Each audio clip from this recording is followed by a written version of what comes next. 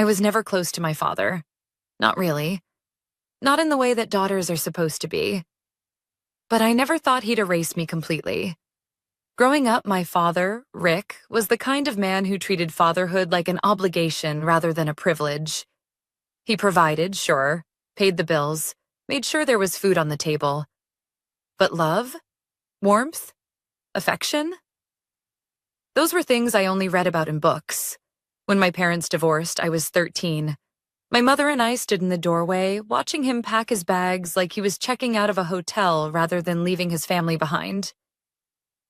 "You can visit anytime," he said casually, like it was a suggestion, not a promise. But he never visited me. The calls became fewer, the excuses more frequent. Work is busy. Maybe next weekend. I learned not to expect him. I should have been used to the disappointment. I should have known better. But nothing prepared me for what happened the day I logged onto Facebook. It was a lazy Sunday afternoon. I had just finished cleaning my tiny apartment, one I had worked so hard for on my own, without a single bit of help from him. I stretched out on my couch, scrolling through my phone, mindlessly liking pictures of acquaintances, until there it was. A photo. A wedding photo. His wedding photo. Rick, standing beside a woman I had never met, grinning like he had just won the lottery. Her dress was elegant, champagne-colored, the kind that screamed expensive. She held on to him like they had been together forever, and standing right next to them were two teenagers. The caption? "My new family. Feeling blessed." My breath caught in my throat. My new family? I blinked. Maybe I read it wrong. But no, there it was. Plain as day. A celebration. A wedding. A life-changing event I hadn't even known about. I clicked on the album. Dozens of pictures. The ceremony, the reception, a cake, speeches, dancing.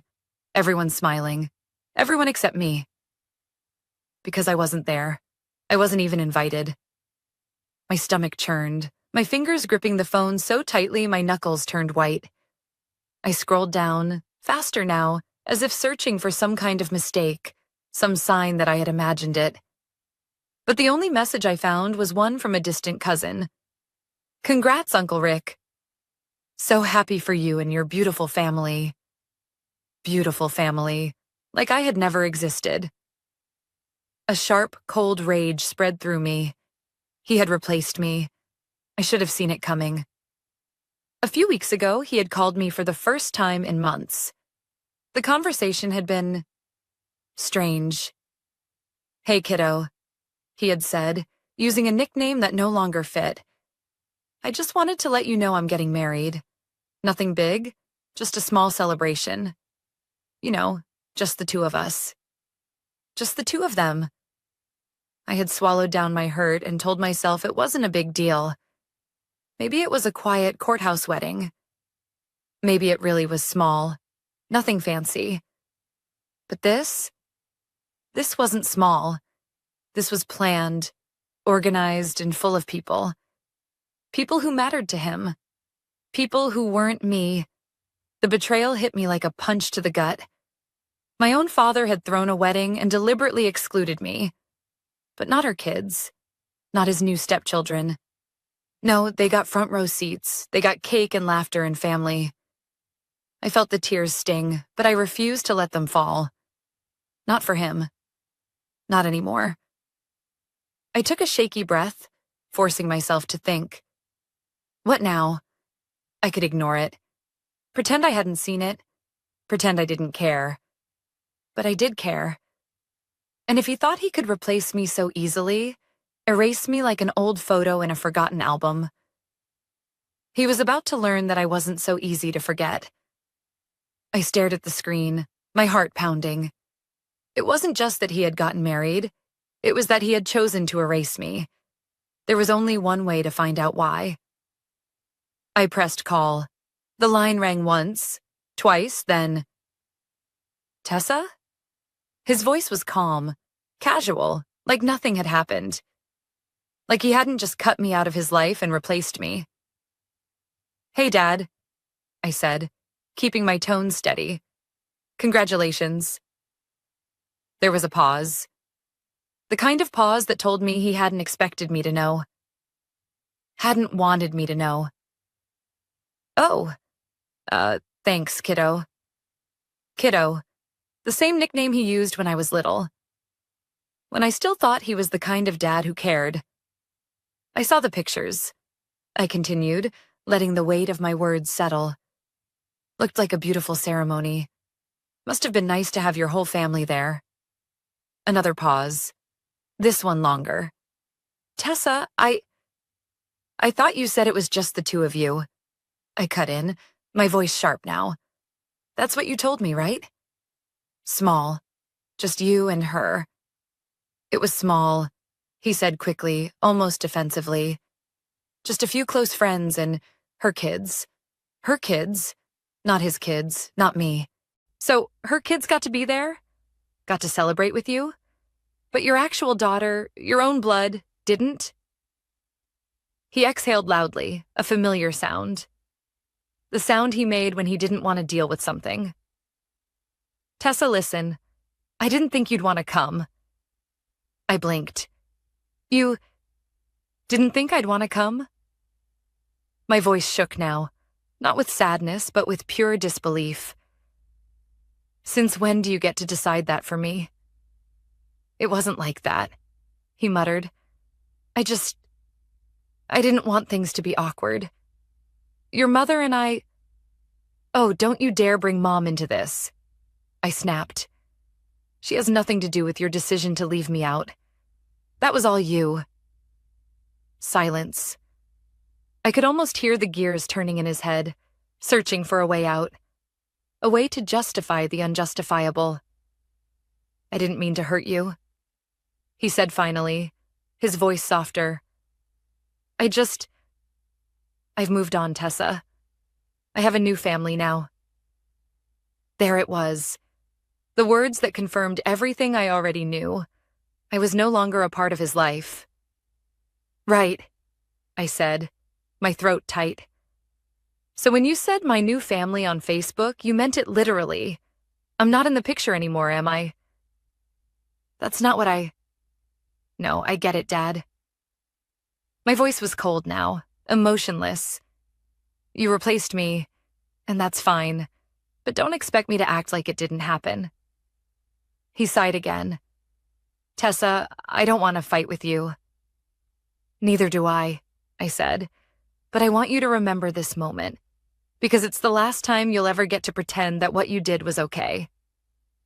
Tessa? I hung up. My hands were shaking, but I felt clear-headed for the first time in years. This wasn't just about a wedding. This wasn't even about me not getting an invitation. This was about years of neglect finally catching up to him. He thought I would just accept it, that I would move on and let it go, like I had every other time he disappointed me. But not this time. This time, he was going to feel exactly what it was like to be shut out.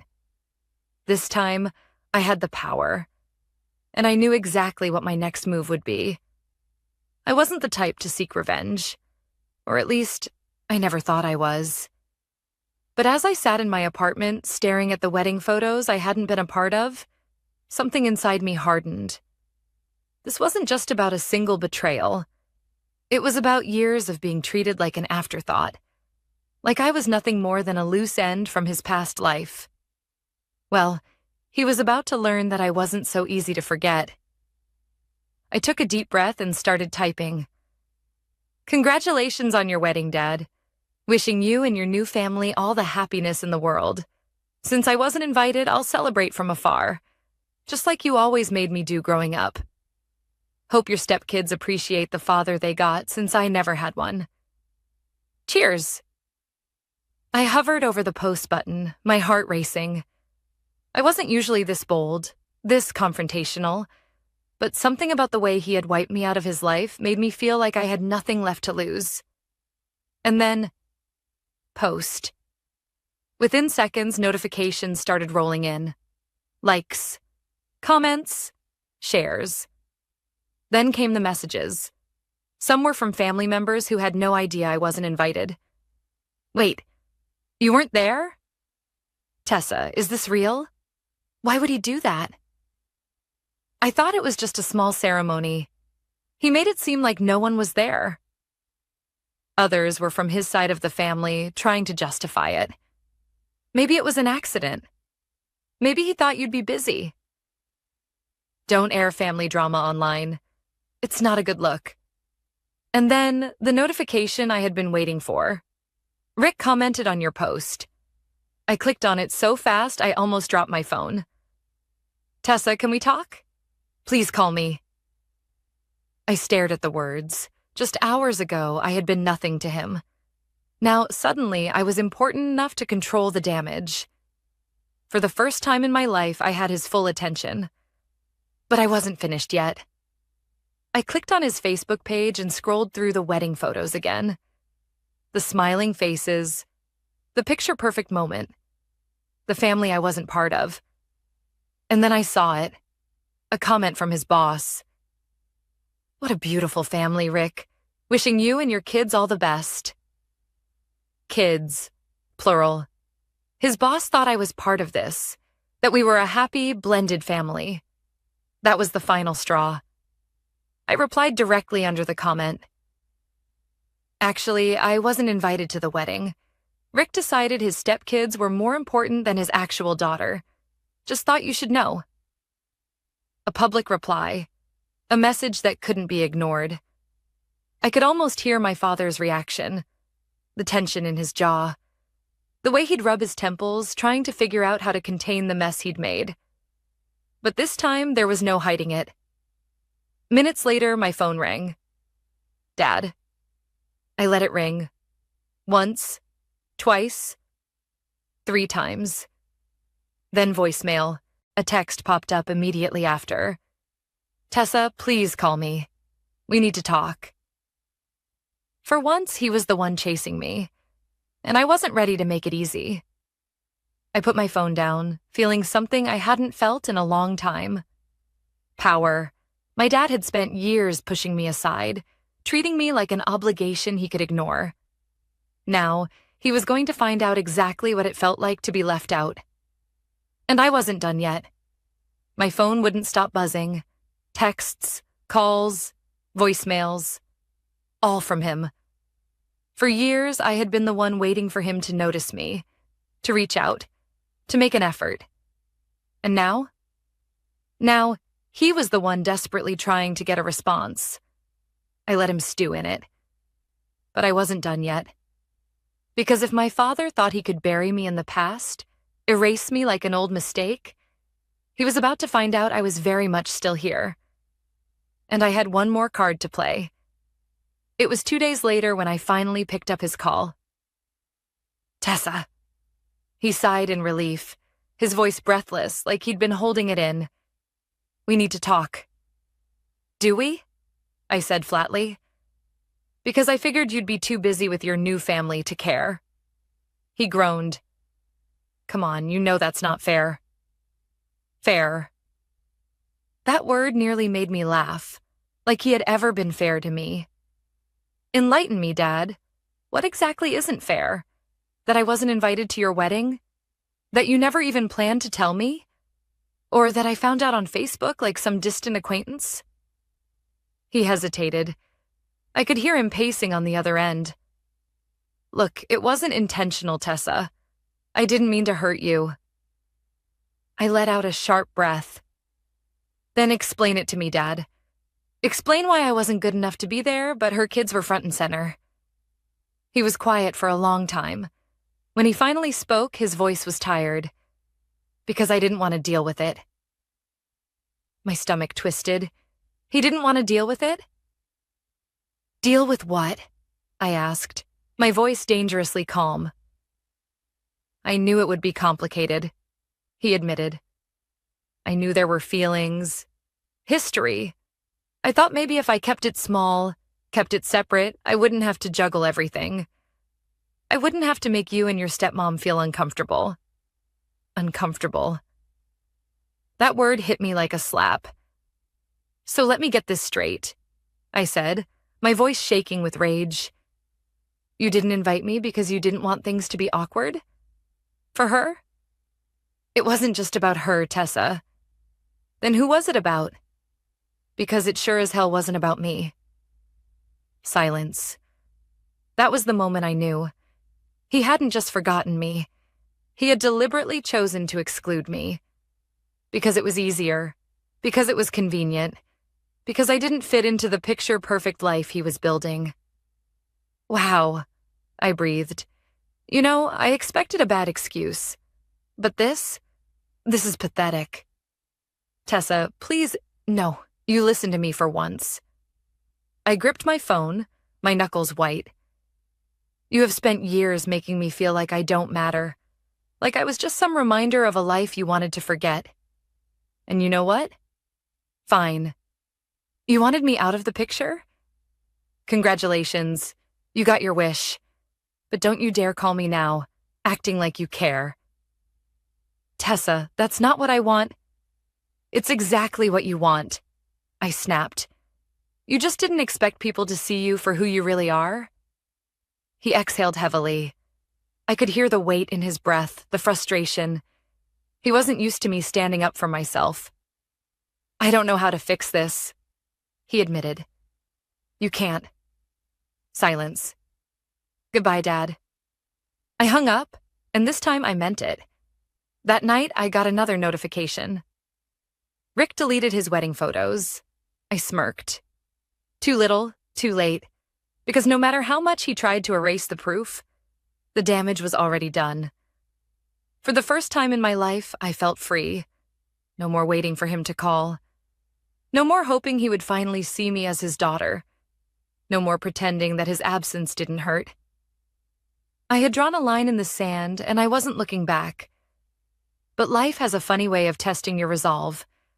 Because just when I thought I was done with Rick, he came crawling back. It started with an email. I wasn't expecting it. After our last conversation, I assumed he would disappear, bury himself in his new family and pretend I never existed, just like he had always done. But the subject line made my stomach twist. We need to talk. I hesitated before opening it. Tessa, I know you're angry, and you have every right to be, but I don't want to leave things like this. I made a mistake, and I should have handled things differently. Can we meet? Just once? I owe you that much. Dad. I stared at the words, waiting for something to change inside me. Some part of me had always longed to hear those words, to hear him admit that he was wrong, that he should have treated me better. But now that I had them, they meant nothing. I closed the email without responding. I had nothing left to say. The second time he reached out, it was through my mother. I was in the middle of folding laundry when my phone rang. I smiled when I saw her name pop up. Hey, Mom. Tessa, honey, I need to talk to you about something. I immediately picked up on the hesitation in her voice. What's wrong? She sighed. Your father called me. I froze. And? I said, already bracing myself. He wants to see you. I closed my eyes, gripping the fabric in my hands. Mom, no. Tessa, just listen. No, I repeated, firmer this time. You don't get it. He didn't just forget to invite me to his wedding. He chose to leave me out. He's been choosing to leave me out for years. She was quiet for a moment. I know, sweetheart. And I don't blame you for how you feel. I waited for the but I think he's scared. I let out a bitter laugh. Scared? Of what? Losing me? He already did. Tessa, people don't always realize what they have until it's too late. Maybe he's finally starting to understand that. I could hear the hope in her voice, the same hope I had carried for years. But I wasn't that little girl anymore, waiting by the window for my father to show up. Mom, I love you, but this isn't your battle. He made his choice, and now he has to live with it. She sighed. I understand, sweetheart. I don't want you to have regrets. I won't, I said, and this time I meant it. A week passed, then 2. I thought I was done with him. And then he showed up at my door. I had just gotten home from work, exhausted from a long day, when I heard the knock. Firm, familiar. My stomach twisted as I looked through the peephole. Rick. I hesitated. I could ignore him. Pretend I wasn't home. But something in me, maybe curiosity, maybe a lingering shred of anger, made me unlock the door. I swung it open, my expression cold. What do you want? He looked older than I remembered. Tired, worn down. His once confident posture had shrunk like he had been carrying too much weight for too long. Tessa, he said, forcing a small, hesitant smile. Can I come in? I stared at him for a long moment. Then, finally, no. Rick stood in my doorway, looking smaller than I had ever seen him. The same man who once seemed so unreachable, so distant, now looked like a man who had run out of places to hide. Tessa, please, just let me explain. I crossed my arms. I wasn't going to make this easy for him. Explain what? I asked, my voice steady. That you didn't want me at your wedding? That you made an entirely new family and left me out of it? That I only mattered once I made you look bad? He exhaled, rubbing a hand over his face. He wasn't used to this version of me. I deserve that, he admitted. I know I do. I raised an eyebrow. That was new. Then why are you here? His shoulders dropped like he had finally realized there was no script to get him out of this. Because I lost you, he said simply. For the first time, something about his voice sounded genuine. I don't know when it happened, he continued, shaking his head. Maybe after the divorce, maybe before that. But somewhere along the way, I convinced myself that you'd be fine without me, that you didn't need me. And I let that belief turn into an excuse. His words should have mattered. Years ago, they would have mattered. But now, I wasn't sure if they changed anything. And the wedding? I asked. Was that just another excuse? He swallowed hard. Number, that was a mistake. A big one. I should have wanted you there, Tessa. I should have fought for you. And I didn't. I know I can't take that back, but I just needed you to know that I regret it. I let his words hang in the air. Regret? That's all it was. Not love. Not a desire to fix things. Just regret. And regret wasn't enough. So what now? I asked, watching him closely. You say your piece, and then what? You want me to forgive you? Pretend none of this ever happened? No, he said quickly. I know I don't deserve that. He hesitated, searching for the right words.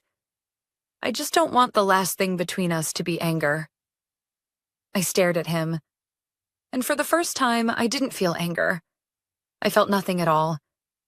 Because I had already grieved the loss of my father a long time ago. He was only now realizing what I had known for years. We were done. I'm not angry, I said, my voice calm. Not anymore. Relief flickered across his face, but I wasn't finished. But I'm also not interested in fixing this. His relief shattered. Tessa, come on. No, I interrupted, shaking my head. You don't get to walk away for years and then decide you want back in when it's convenient for you. That's not how family works. That's not how love works. His lips pressed into a thin line like he wanted to argue. But what could he say? He had no defense. I hope you're happy with your new family, I said, stepping back inside. But I won't be a part of it.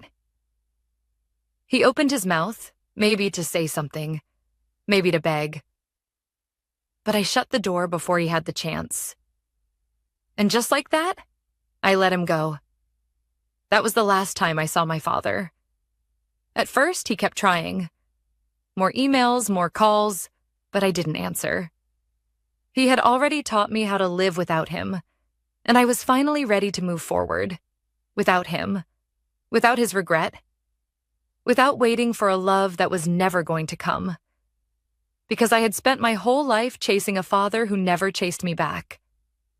I was done running.